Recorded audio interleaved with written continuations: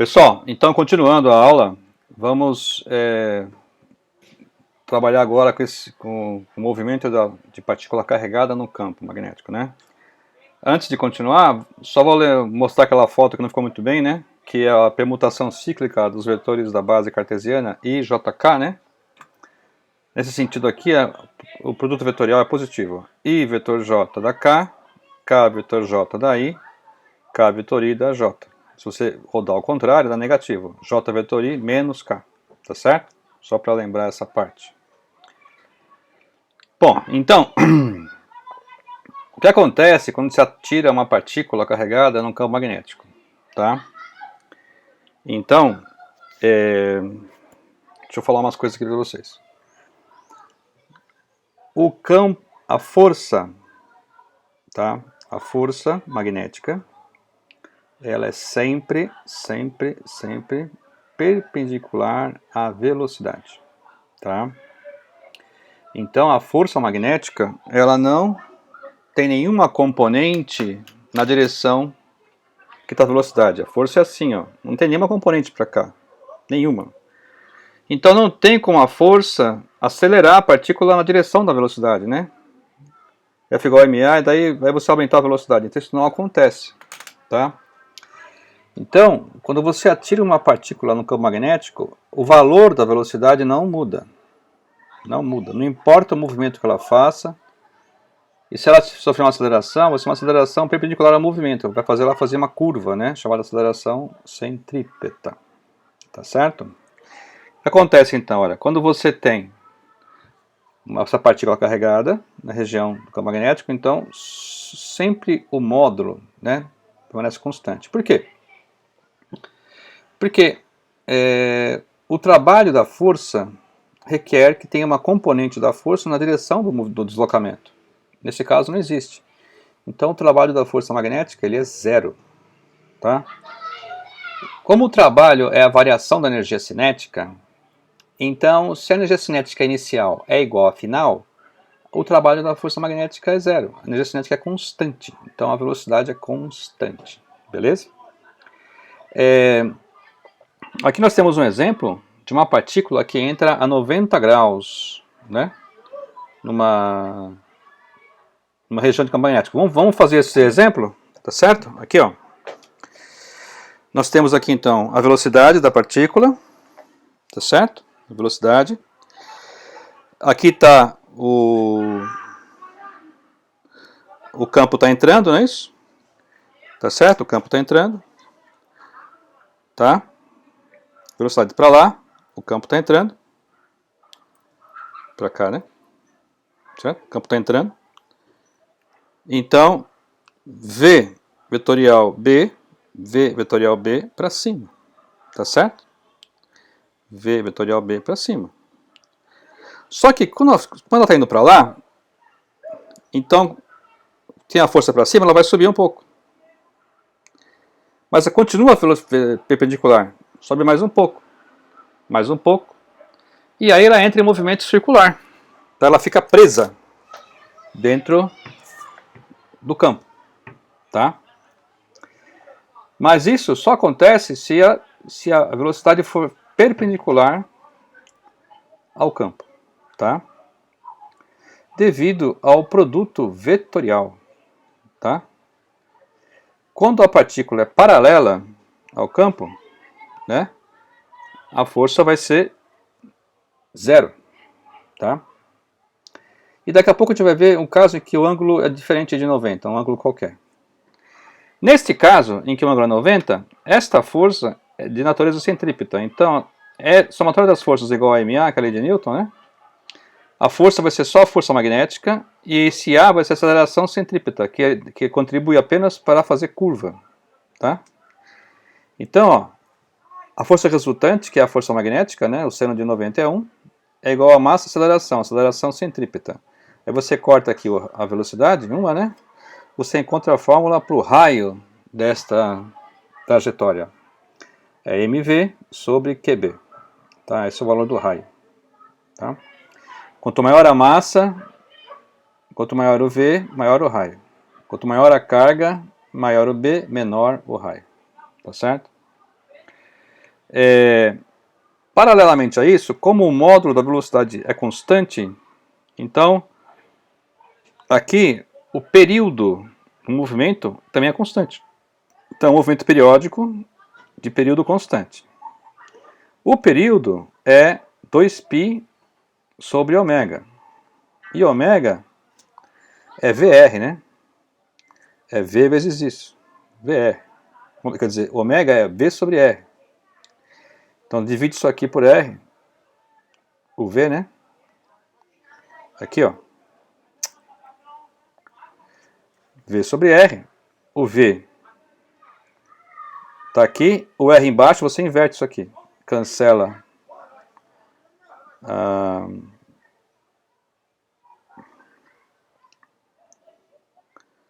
Esse V com esse V. Você vai ter, então, QB sobre M. Essa é a velocidade angular. E aí você tem um período que é 2π sobre ômega. Então o período é 2π sobre isso aí. Inverte, vai para cima, fica 2πm sobre QB. Esse é o período do movimento. Né? Essas duas fórmulas são bem conhecidas no ensino médio. Né? Geralmente quando cai pergunta de letras de magnetismo numa prova, eu sempre pergunto o raio da trajetória, o período do movimento, tal, essas coisas. Tá? Então, pessoal, entenda bem, o campo magnético ele só consegue desviar as partículas, tá? E não acelera a partícula. Quem acelera a partícula é o campo elétrico, tá? Acelera assim para frente, né? Então, as acelerações do campo magnético são sempre centrípetas. Eles só fazem fazer curva, tá? Então, pessoal, qualquer acelerador de partícula que tenha uma curva, que não for linha reta, ele precisa de campos magnéticos fortíssimos para poder desviar as partículas do feixe, né? Do feixe do acelerador, tá? Lá no LHC nós temos várias, a cada 3 metros tem bobinas supercondutoras, né, refrigeradas com óleo líquido para fazer campos magnéticos fortíssimos para desviar as partículas, tá certo? Pra fazer elas fazer curva, tá?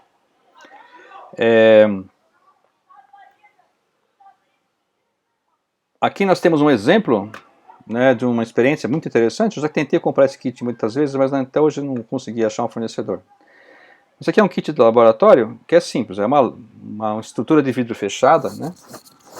E que aqui dentro tem uma fonte de elétrons. Tá? É um reservatório, parece uma caneta Bic assim. Aqui embaixo você passa a corrente elétrica, esquenta, os elétrons saem aqui por esse tubinho assim, tá? Saem aqui. Então tem um feixe de elétrons aqui, ó, que ele sai e bate aqui em cima do vidro. Aqui dentro, a pressão é bem baixinha e tem um gás, tá? Um gás nobre.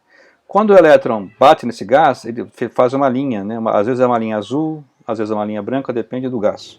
Tá? O que acontece? Você liga essas duas bobinas aqui, uma na frente e outra atrás, aqui, chamadas bobinas de Helmholtz, que elas conseguem fazer um campo magnético mais ou menos uniforme aqui. Tá? Você liga, começa a aumentar a corrente nelas, começa a fazer o campo cada vez mais forte, começa a entortar, entortar, até uma hora que, pum, fecha o circuito. Tá? Aí você forma uma circunferência. Aí se você for aumentando mais, você vai cada vez uma circunferência cada vez menor. Tá? Aí tem aqui uns espaçamentos fixos, você pode pedir aqui para cada espaçamento que ele anda, quanto que é a corrente, quanto que é o campo, você pode fazer um gráfico. Tá? Né? Esse é muito interessante esse experimento. Tá? No caso em que o ângulo é qualquer da velocidade com o campo B, o que você pode fazer? Você decompõe, né, uma componente perpendicular e uma paralela. A perpendicular vai fazer ele girar o MCU. E a paralela não faz nada, vai para frente com o MRU. Então vai ser um disco, né, uma circunferência que anda para frente uniformemente. Então é como se fosse uma espiral de um caderno. Tá? Então aqui você vai ter esse movimento chamado trajetória de helicoidal. Tá? E esse passo aqui é justamente o quanto anda em um período, né? Porque daqui até aqui andou um período, é 2πm sobre QB, e aqui é ΔS igual a VT, né? ΔS, que é o passo, né? É o V paralelo vezes o período, tá certo? Uma coisa interessante, uma aplicação interessante é chamada garrafa magnética, tá?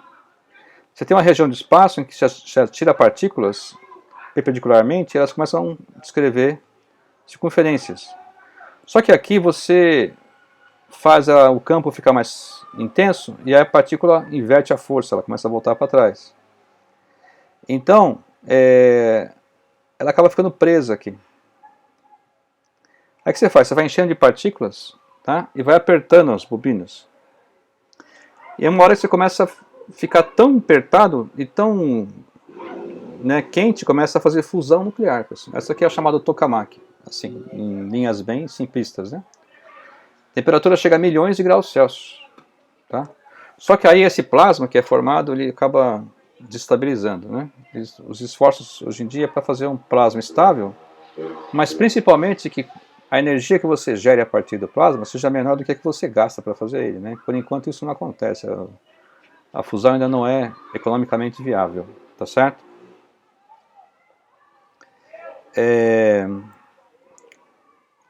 Esse aqui é uma outra foto, né?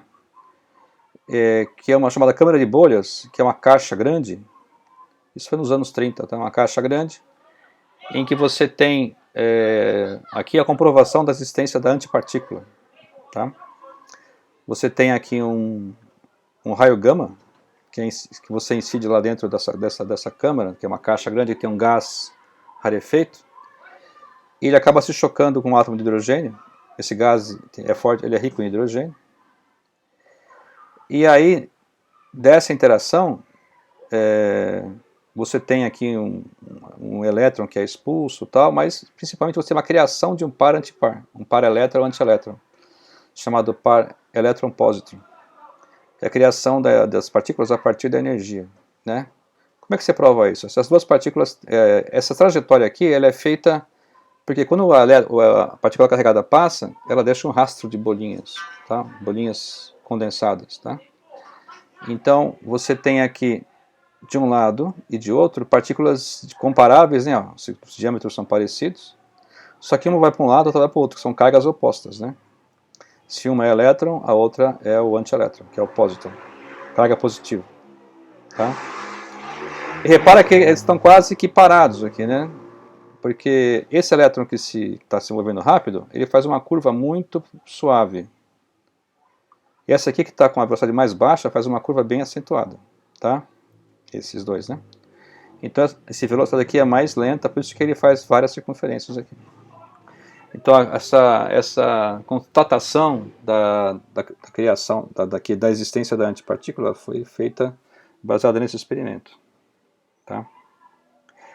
Um outro experimento interessante são as auroras, né? Aurora boreal, aurora austral. Quando a radiação que vem do Sol são partículas carregadas, né? Elas batem aqui na Terra, geralmente aqui o campo aqui é perpendicular a elas, né? Então elas ficam girando aqui, gira aqui, né? E perde energia aqui, tá? Entretanto, partículas que chegam aqui pelo polo, elas encontram um ângulo diferente, né? O ângulo que faz girar é bem mais... a componente que gira é bem menor do que a componente que vai para frente. Então ela acaba girando e indo para frente bastante. Então ela faz essas trajetórias helicoidais, tá? Quanto mais leve, mais para fora, quanto mais pesado, mais para dentro. E nessa trajetória aqui ela perde energia, ela interage com a atmosfera e perde energia. Então essa energia é perdida na forma de luz, tá? Então aparece aquelas auroras bonitas assim, né? Da aurora austral, aurora boreal, tá?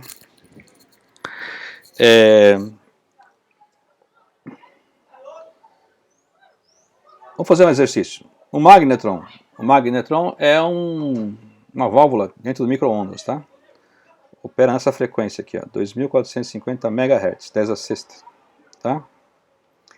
Qual é o módulo do campo magnético necessário para que os elétrons se movam em órbitas circulares com essa frequência, tá? Bom, você tem a frequência, você tem o ômega, né? Ômega 2πf, tá? Se você tem o ômega, você tem o B, tá? Você tem o ômega, né? Aqui, ó. Você tem o ômega, você tem o B, tá certo? E aí, o que você vai ter aqui? O B é isso aqui, né? Aí você coloca os dados, a massa do elétron, certo? Tá aqui. O ômega 2πf, 2π vezes isso aqui, dá isso aqui. E a massa, a carga do elétron, isso aqui. Então, um campo de 8 centésimos, 9 centésimos de Tesla, mais ou menos. Tá? Não é um campo assim grande. Mas repara bem que o micro-ondas ele é bem isolado, né? Ele é bem isolado, bem revestido para essa radiação não vazar para fora, né? Porque na frequência que pode esquentar as coisas, né? E o momento helicoidal, né? Nessa situação aqui, ó, vamos pensar que você tem aqui então um próton, tá? Esse campo aqui, ó, B seja meio Tesla, tá? Eu tenho aqui as velocidades. O Vx é 1.5, 10 a quinta, o Vy é 2, 10 a quinta, Vz, né? 2, 10 a quinta, tá? Tá bem aqui no topo, né? Tá certo? Ele pede o seguinte: em t igual a zero, calcular a força que atua aqui e quanto que é a aceleração. Vai ser uma aceleração centrípeta, né? Letra B, determinar esse raio aqui, na trajetória, tá? Letra C, de achar o passo. Esse passo aqui é a distância entre duas órbitas aqui. Bom, se o B está na direção x, só tem I. Se o V está na direção z e k, I e k, né? Então ele tem só I e k, não tem Y.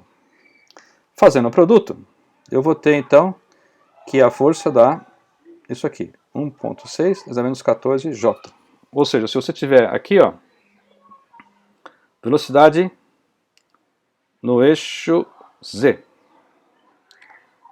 campo no eixo X, tá certo? Velocidade em Z contra Z. Campo no eixo X, tá? V vetorial, V vetorial, opa, tá pra baixo, tá pra cá, né? Opa, achei um bug aí no exercício, né? V vetorial, B é pra baixo, né? Você vai ter a força pra baixo aqui, né? Pra fazer a circunferência, certo? E aqui faltou o sinal de menos aqui, porque a componente Z é negativa aqui, né? Tá certo? Bom, tudo bem, esse é o valor, tá? Aceleração vai ser quanto? Vai ser F sobre m. Só que a massa é muito pequena, né? Por causa que é um próton. Aceleração astronômica aqui, ó, 10 a 12, que é a aceleração centrípeta, tá? O raio, só aplicar a fórmula do raio. No raio entra a velocidade que é perpendicular, né? Que é a z. Aqui está a carga, aqui está o campo B, então 4,18 milímetros. E o passo? O passo é ΔS igual a VT. V é o V paralelo, que é esse cara aqui, que é 1,5, e o T é o período, né? 2πm sobre QB, tá? Então tá aqui, ó. Ele achou primeiro o ômega, né? Que também tanto faz. Aí você faz, achar o período, você faz 2π sobre ômega. Então 2π sobre isso, deu isso aqui de período, vezes, né, o Vx, esse aqui vai ser o passo, tá?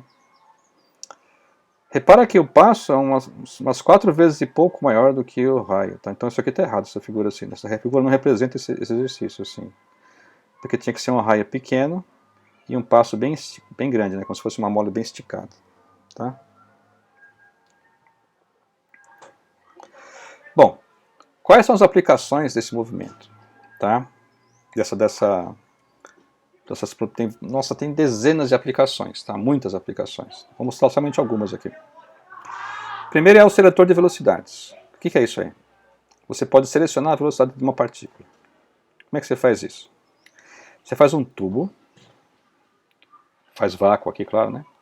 Aqui tem a fonte das partículas, elas saem carregadas aqui, tá? Geralmente são positivas mesmo, né? São átomos que você tira os elétrons dele e aí são carregados.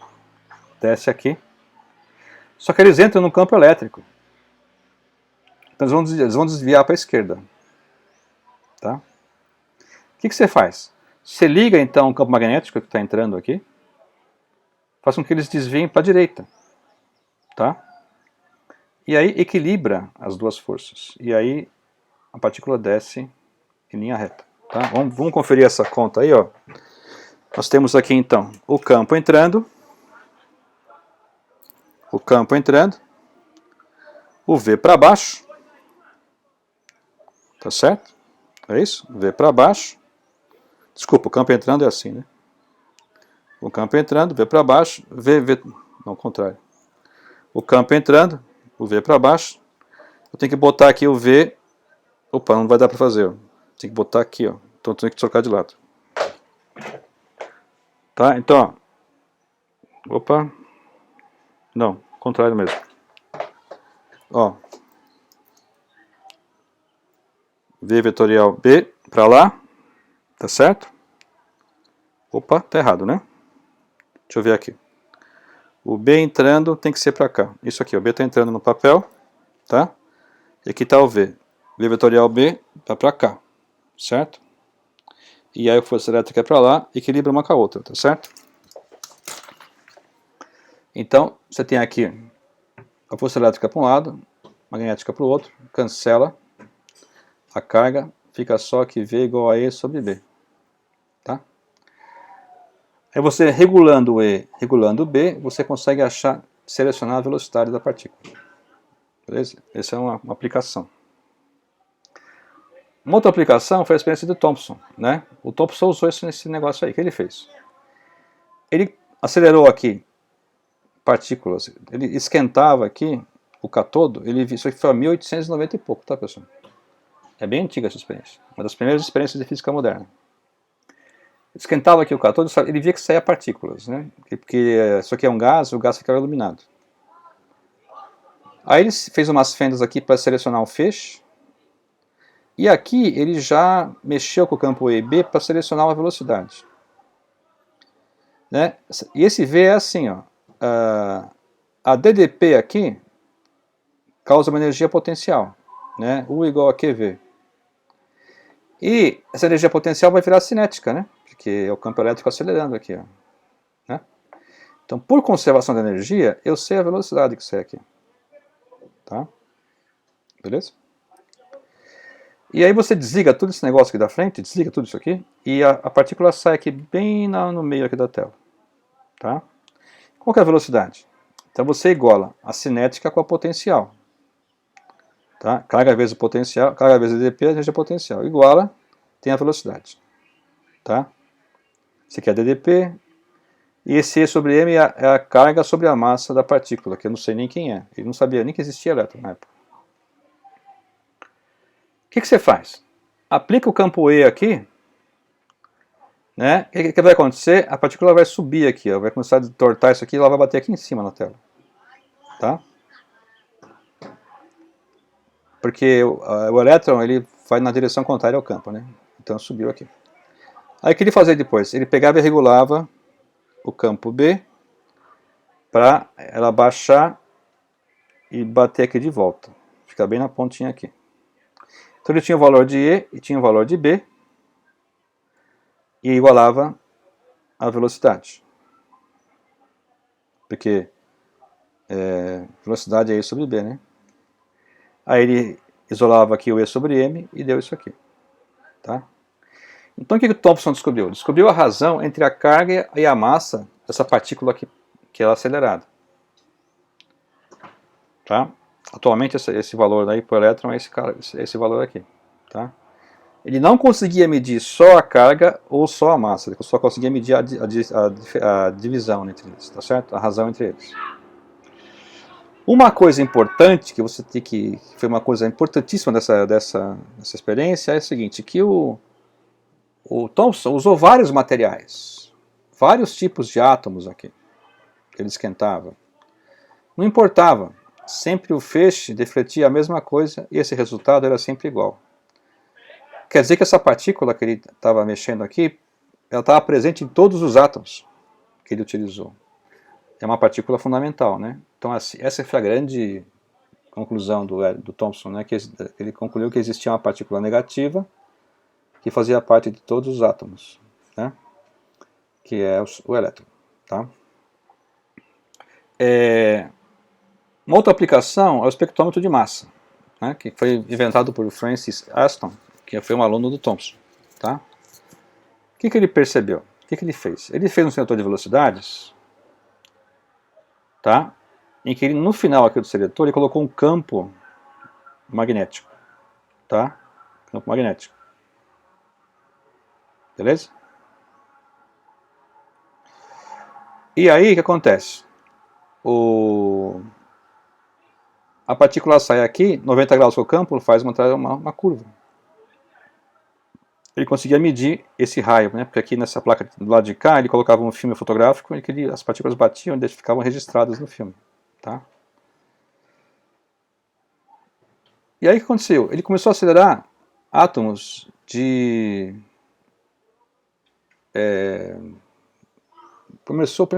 primeiro átomo que ele usou foi o neônio. Tá? Ele fazia o neônio perder elétrons aqui, acelerava ele e fazia essa trajetória aqui. Só que ele chegava aqui embaixo, ele via que tinha duas manchas aqui, não uma só. Mas, pô, só selecionei neônio, né? O que ele descobriu? Que tinha dois tipos de neônio, um com massa 20 e outro com massa 22. Então são chamados isótopos. Então, esse experimento aqui descobriu que os átomos existem em isótopos, né? Assim como o carbono 12, o carbono 14, o oxigênio 16, o oxigênio 18. Então você descobriu a partir desse experimento. Tá?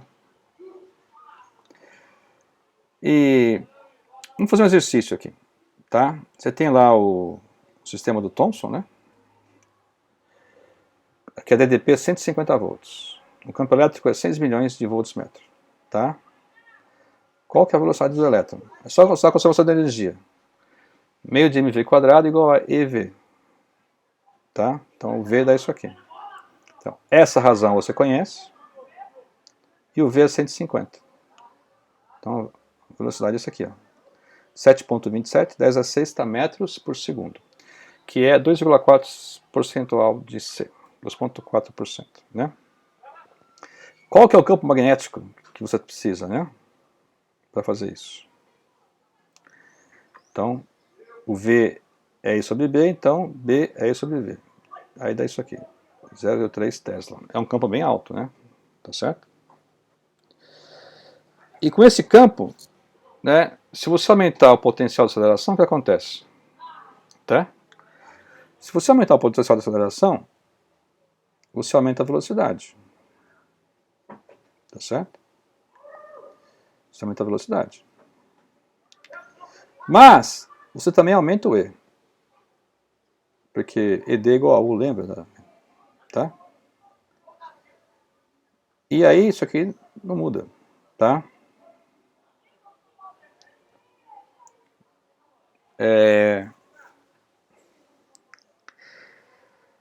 O que acontece? Se você deseja um campo B mais baixo, você precisa diminuir a velocidade. Para diminuir a velocidade, você precisa diminuir o E. Tá? Então,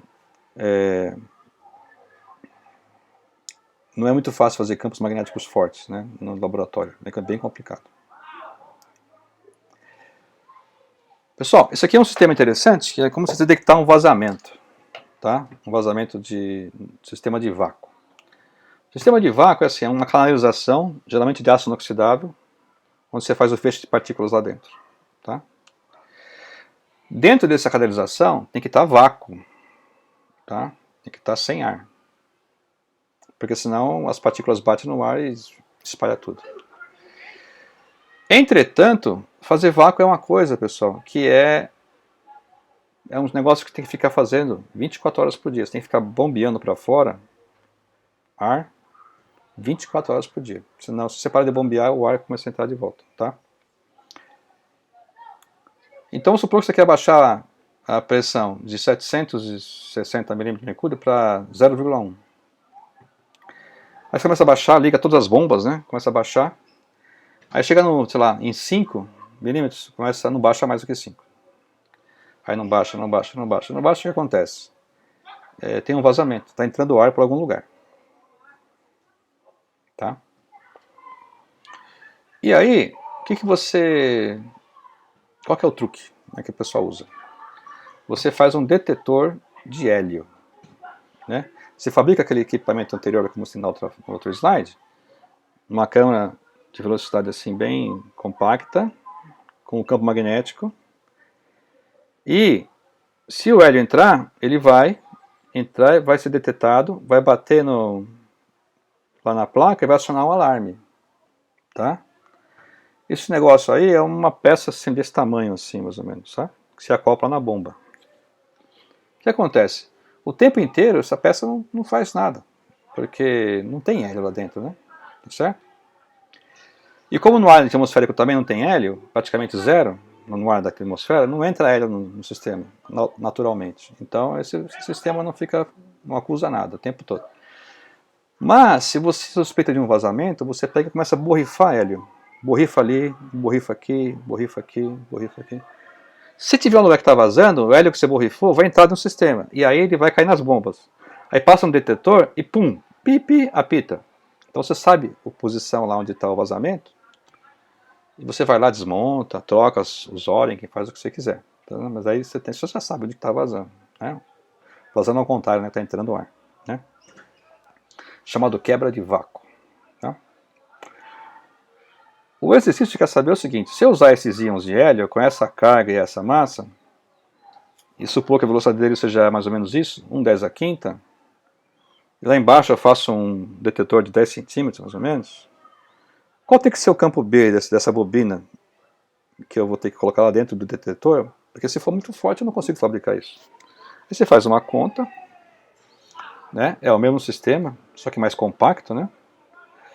E esse B você isola da fórmula do raio. Né? Aí você vê que esse B é 8 centésimos de Tesla, né? Então não é um B muito alto, você pode fabricar isso, não é complicado fazer. Né? Tá? Um micro-ondas tem essa potência, né? Esse campo B. Bom, agora vamos falar sobre a força magnética, agora não sobre uma carga. Né? Sobre uma carga a gente já falou tudo o que precisa saber, né? Como é que é o movimento, como é que é a força, quais são as aplicações, tá certo? Agora nós vamos falar sobre a força magnética agindo num condutor de corrente, tá? Num condutor. Então, uma corrente elétrica, tá? É justamente isso que acontece dentro do motor elétrico, tá? Aparece uma força, essa força faz o motor girar, tá? Como é que é isso? Então é assim, ó. Você tem aqui um condutor dentro de um campo magnético, tá certo? Beleza? E aí, você tem...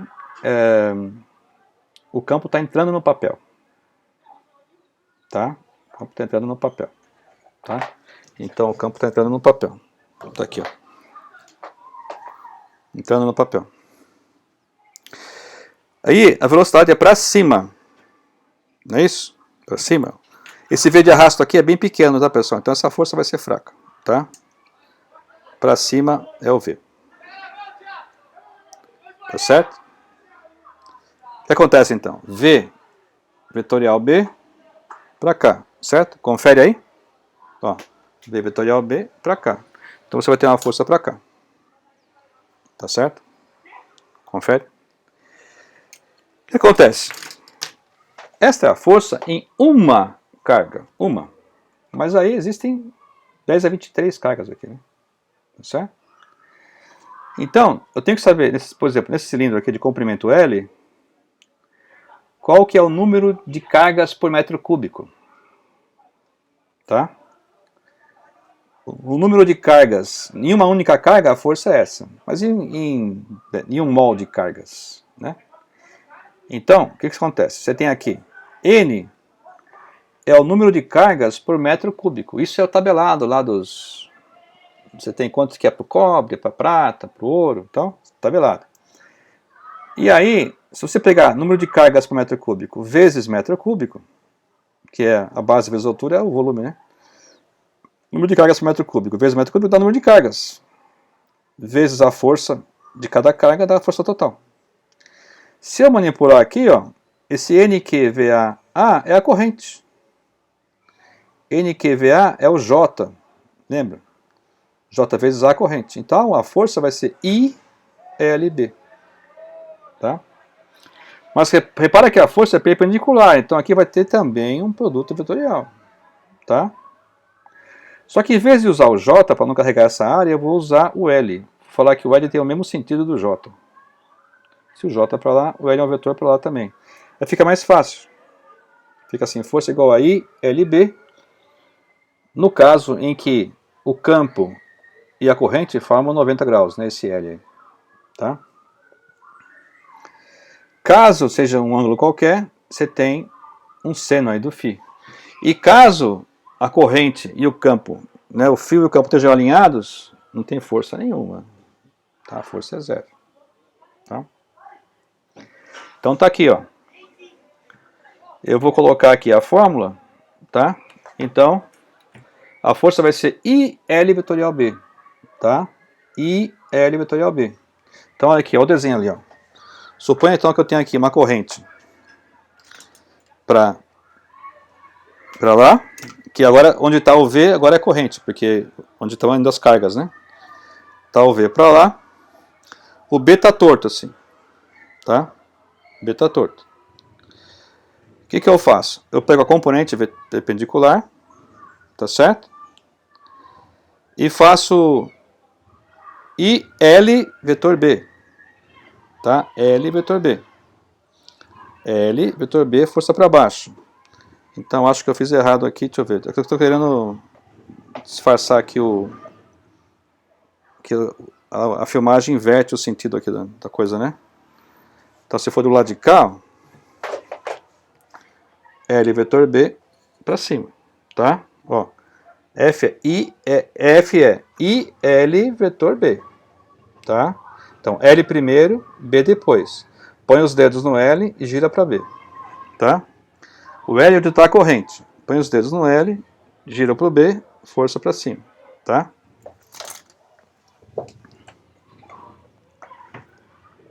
É claro que essa fórmula é quando a força, a corrente é fixa, o B é fixo, tá certo? Porque o trajeto, esse L também é uma linha. Mas se for uma curva em que muda, né, toda hora muda o L, né? Porque o L aqui é um vetor, ó. Se for uma curva, cada hora a curva vai para um lado. Então, tem que fazer uma integral. Beleza? Então, olha, se eu tenho aqui esse mesmo sentido, né? O que acontece se eu inverter o campo? Se você inverter, olha, L vetor B, sai de L vai para B, gira assim, ó, girando assim, sai para cima. Se você inverter o sentido da corrente, ou do B, inverte o sentido do B para o outro lado, aí L vetor B agora é para cá, tem que virar para cá, sai de cá, vira para lá. Então vai ter que ser para baixo agora a força, tá? Se você inverter o sentido de B, você inverte a força. Se você inverter o sentido da corrente, você volta no que estava antes, né? L vetor B, para cima. Então se você inverter o sentido de B, ou inverter o sentido da corrente, você inverteu o sentido de L. Se você inverter um dos dois, você troca o sentido da força, tá? Uma aplicação imediata é o ímã, né?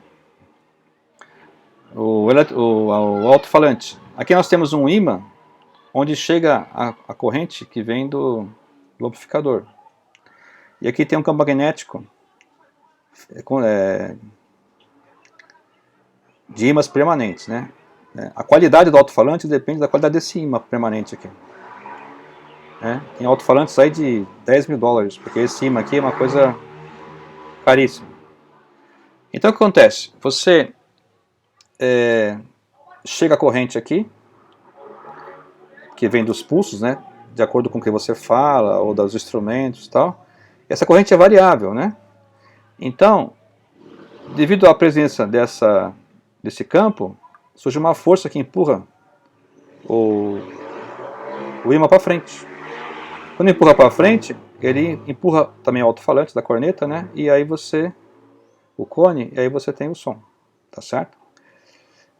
E vai variando de acordo com a frequência que chega do amplificador. Bom, e aí, vamos fazer um exemplo de força magnética sobre um condutor retilíneo. Você tem aqui uma barra de cobre retilínea, conduz corrente de 50 amperes, né? Corrente alta, tá certo? de oeste para leste, numa região entre os polos de um grande eletroímã. Nessa região existe um campo magnético no plano horizontal, orientado para o nordeste, né? Entre o norte e o leste e nordeste, 45 graus. Tá? O módulo 1.2 Tesla. Determine então o módulo, a direção e o sentido da força magnética que atua sobre uma seção de 1 metro da barra. Tá? Mantendo-se a barra no plano horizontal, como ela deve ser orientada para que o módulo da força seja máximo? Quanto que vale o módulo dessa força máxima? Bom, então o que eu faço? Desenho. Leste-oeste é o eixo X, norte-sul, o eixo Y, e o eixo Z sai do papel. Tá? Então eu tenho aqui, leste-oeste é a barra, é o L. Tamanho de 1 metro, é a força por metro. Né? Aqui o B, nordeste, 45 graus. Tá? Corrente. Como é que fica a força? Força é IL vetor B, que é I, L, B, seno disso aqui. Tá? Então faz a conta. IL, B, seno. I, 50. L, 1 metro. B, 0,2, seno. Pronto, tá aí a força. Agora vamos ver para onde seria essa força, né? Vamos fazer a conta. Tá? Se o B é para cá, e o I é para cá, L vetor B para cima. Tá certo? Ou, se for o caso aqui, né? Se I é para cá, B é para lá, L vetor B para cima. Então vai ser uma força no eixo Y, vai suspender a barra. Tá? Se você fizer vetorialmente, vai dar no eixo J. Ó, a corrente, o L, a direção I. E o B é direção IJ. I vetor I dá 0, I vetor J, K. Então, no eixo Y, não, perdão, no eixo Z, né? Porque aqui o Y está aqui. Se isso aqui for um plano, então, pessoal, vamos pensar que isso aqui é um plano, que é mais fácil, né? É um plano, e aí então XY, aí o eixo Z está para cima. Então estou vendo de cima, assim, tá certo? O que acontece? Se você tiver uma barra de 60 newton, desculpa, se você agora quer saber quanto que é a força máxima, é só você tirar esse seno daqui, né? Força máxima quando isso aqui for 1, então põe 90 graus, põe o B apontando no eixo Y, apontando para o norte, tá? Aí você gira para cá, 45 graus, sentido anti-horário, né? Horário. Anti-horário. Tá? E aí você tem 60 newtons, tá? 60 newtons. Porque você tirou esse seno aqui. Olha que interessante, se você tiver um peso da barra de 60 newtons, o peso é para baixo e a força é para cima, você equilibra, né? Você pode fazer a barra flutuar. Isso é chamado de levitação magnética, tá? Tem muitas aplicações isso, beleza? Agora, e se meu condutor for curvo, hein? Como é que eu faço para achar a força total? Então aqui eu tenho aqui um condutor perpendicular aqui ao papel. Ele chega aqui no papel, faz uma circunferência, meia circunferência, e depois sai aqui para cá, no eixo, contra o eixo X, tá? Tudo bem?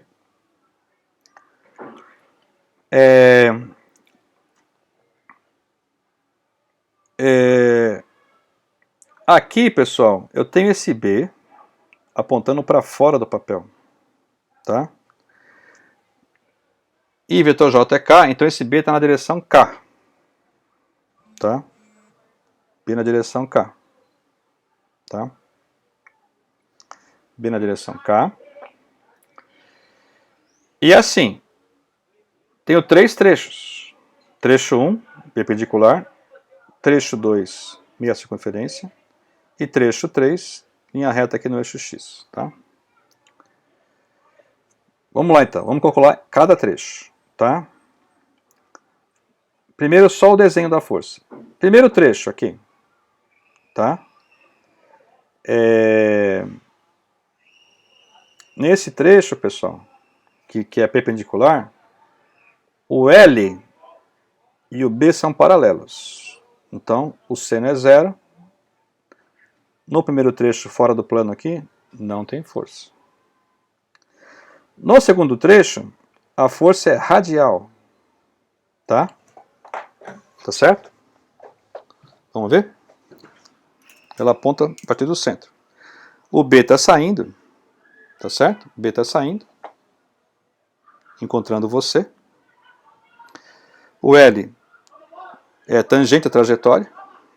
Tá certo? Então, do lado de cá, o B está saindo. O L é tangente. L, vetor B, para fora.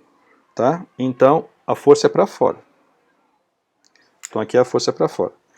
E nesse último trecho, tá? O L está para lá, no eixo X, contra o eixo X. Aqui está o campo saindo, L vetor B para cima.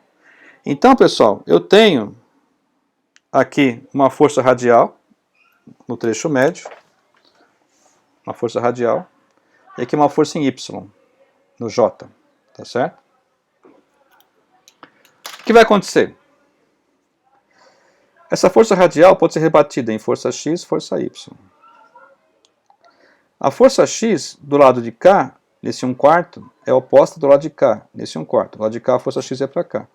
Então a força X acaba cancelando. Então vai sobrar só a força Y final e força Y aqui no meio. Tá? Então o resultado final só vai ter J. Nós vamos fazer a conta? Então tá aqui. Primeiro, o campo no eixo Z. A força são 3 trechos. Primeiro trecho é paralelo, então a força é 0. O último trecho, a força é menos LI, é o comprimento, né? Menos LI. E aí, é I, L vetor B. I vetor K é menos J, com esse menos dá mais. E LB, J. Tá. Agora, a parte central que é o problema. Tá? A parte central é o problema. Eu tenho que usar o DF. Né? DF é IRDL, IDL, né? Porque assim, ó, se for DF, aqui é DL. Então, DF é IDL vetor B. Tá? Só que DL, lembra da geometria circular, né? O que é o arco? O arco é o ângulo vezes o raio. Tá? Ângulo vezes o raio. Então, DL é o ângulo d θ vezes o raio. Então, DL é R d θ. Então, aqui, ó, R d θ é DL. Tá? Então, IR d θB é a componente. No caso do X, é cosseno θ. No caso do Y, é seno θ. O que eu faço? Integro agora θ de 0 até π. Tá? No caso do x dá 0, porque a integral do cosseno é seno, seno de π é 0, seno de 0 é 0. Então a gente já sabia que a integral de x era 0, porque do lado de cá aponta para a direita, do lado de lá aponta para a esquerda. Na soma total vai dar 0. E a conta em y, né? A integral do seno vai ser cosseno de 0 é 1, cosseno de π é menos 1, vai ficar menos cosseno, menos, entre parênteses, menos 1, dá menos 2, com menos de fora dá 2, fica 2 IRB, tá? Na direção Y. Então as duas forças resultantes estão na direção Y, tá? Então aqui F2 é 2 IRBJ, e aqui a força 3 é ILBJ. Então, colocando o IB em evidência, vai ficar 2R mais LJ. Essa aqui é a força total, tá certo? Esse é um exemplo de aplicação caso o circuito tenha corrente curva, né? Tá certo? Tem que ser uma simetria que você conheça também. Vamos lá então agora. Força e torque sobre uma espelho de corrente. Tá? Agora, é muito importante que você entenda o desenho a seguir, tá? O que é uma espira de corrente? É assim, ó. Uma espira de corrente. Tem corrente num fio. Você, professor, mas a espira está fechada? De onde que vem essa corrente? Na verdade, não é bem fechada. Ela entra assim, sai, e aí ela sai. A diferença entre a entrada e a saída é milímetro, tá? Então é quase fechada, não é bem fechada, tá? No motor, esse computador aí desse negócio é 2 milímetros, né? Tá certo? Para te falar que é uma espira. Tá? Vamos desenhar aqui agora só uma espira, para você ver. Tá? Então presta bem atenção. Uma espira. Circulando corrente no sentido anti-horário. Tá? O campo B no eixo Z. Tá certo? Repara que lados opostos, tá? Lados opostos têm correntes contrárias. Tudo é igual, menos a corrente. Então, se a força aqui é para a direita, aqui vai ser para a esquerda. Se a força aqui é para cima, aqui vai ser para baixo. Ou seja, na espira, eu tenho a formação de duas, espira retangular, né? Dois conjugados, dois binários, tá? Esta força cancela com essa força cancela com essa. Mas, neste caso aqui, as forças estão alinhadas, então não tem torque. Mas neste caso aqui, as forças não estão alinhadas. A distância entre elas aqui é B, tá vendo? E tem uma altura aqui, B seno φ. Então, nesse caso, essas forças criam um torque. Tá? Beleza? Para identificar esse torque, é muito mais interessante você ver o seguinte. Vamos primeiro checar esta espira aqui em cima, se a força é para lá mesmo, né? Vamos pegar aqui, ó, eixo X, eixo Z, e a força, a corrente está como? A corrente está aqui, ó. A corrente está, aqui está o eixo Y, a favor de Y, né? Então, está aqui o Y, tá? Então, ó, IL, L vetor B para cá, tá? Acompanhando o X, tá vendo? Tá certo isso? B acompanha Z. Corrente acompanhando Y. Então, aqui está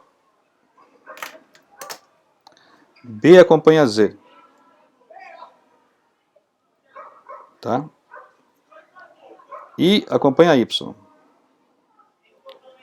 I, L, vetor B, X. Tá aqui. Aqui está o X, né? Tá? Deu para entender? Então, do lado de cá, é tudo igual. Só troca o sentido da corrente. Em geral, esse lado mais comprido é onde está apoiado o eixo de rotação da espira. Então essas forças ficam sempre alinhadas mesmo aqui. Então, esse lado de cá não faz nada. Nada. Tá? Ele cancela as forças e não causa nada. Mas o lado que está girando tem uma posição em que o torque é máximo, uma posição em que o torque é zero. Tá? Pensa bem no seguinte vetor. Esse vetor μ aqui, que é um vetor μ. É um vetor que aponta, se você pegar a mão direita e girar assim, girar acompanhando a corrente, o vetor μ é o que é onde aponta o dedão. Tá? É o chamado momento magnético. Neste caso aqui, ó, o vetor μ está aqui, né?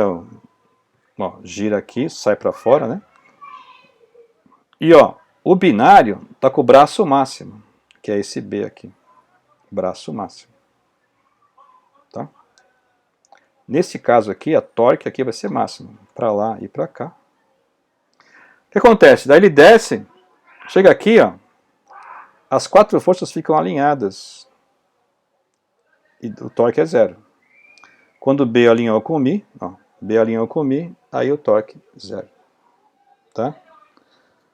Pode ser também para baixo, né? Anti-alinhado ou alinhado. O torque é zero. Tá? Então, se você pensar que esse F é ILB, né? ILB, o I está aqui. Beleza?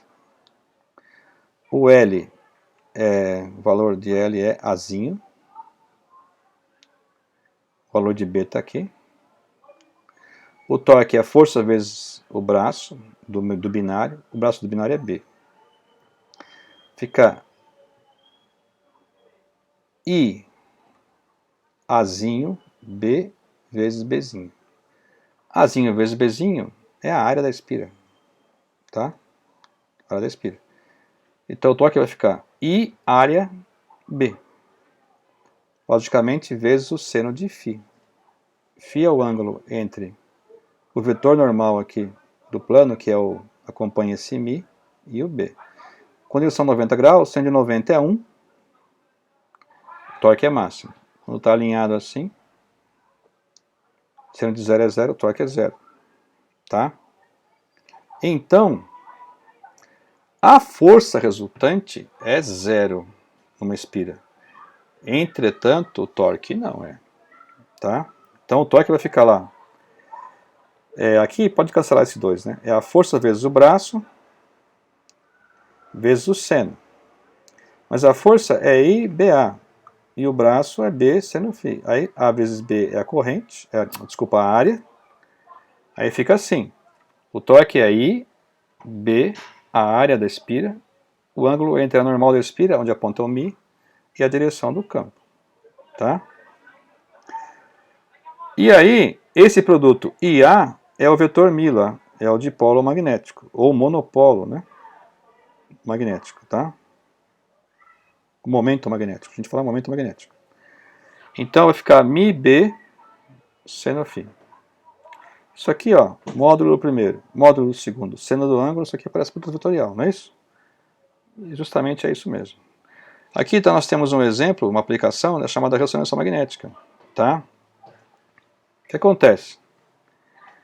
Você tem lá a corrente do elétron na molécula, no átomo de hidrogênio, e os músculos são muito ricos em hidrogênio. Tá? Então, você aplica esse campo magnético externo, você faz aparecer um torque nesses elétrons, nessas órbitas. Tá? Tem uma resposta magnética do tecido. Tá? Aí você faz isso aqui numa frequência lá extremamente variável, você consegue mapear o músculo, que é coisa que o raio-x não faz, tá certo? O raio-x não faz isso. Só mapeia os ossos. Então, a ressonância magnética é uma coisa muito interessante e ela não é radioativa, ela não tem radiação, né? É uma onda boa, né? Ela não causa nenhum dano físico para a pessoa, tá? Isso é um grande avanço na medicina, esse exame. Na forma vetorial, então, você vai ter que o torque, aqui, ó, você pega esse vetor Mi, que é assim com a mão, né? Tem a corrente aqui, vetor Mi. Aí você tem o vetor A, que é a área da espira vezes a normal aqui. Eles estão alinhados, tá? Então, Mi é a área da espira vezes a corrente, e o torque fica Mi vetorial B. Se Mi e B estão alinhados, o torque é 0. Se Mi e B for 90 graus, o torque é máximo. Tá certo? Bom, agora vamos partir para a energia potencial para um dipolo, tá? Então, essa aqui vai ser a parte 4 da aula. Deixa eu terminar então aqui agora e já volto aí.